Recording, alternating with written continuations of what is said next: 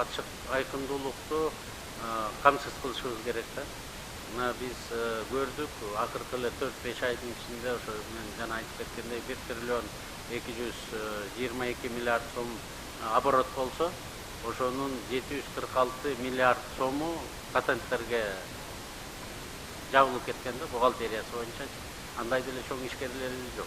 Ошондуктан азыр биз эсептеп атабыз, биз концепциясын колдоп берсеңиздер, экинчи окууга алып келебиз.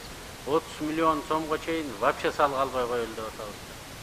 Кыргызстанда 30 миллион сомго чейин оборот вообще салык албай коелу. Эгерде алар электрондук счет фактурасы болсо, контрольно-кассовый машинеси болсо, болду. Биздин өкмөттөн, өлкөдөн талабы только ушул болот. Анткени биз Кыргызстанга кирген бүт товарды азыр көрө баштайбыз, эмдиги жылдан баштап. Виртуальный склад болуп калат да.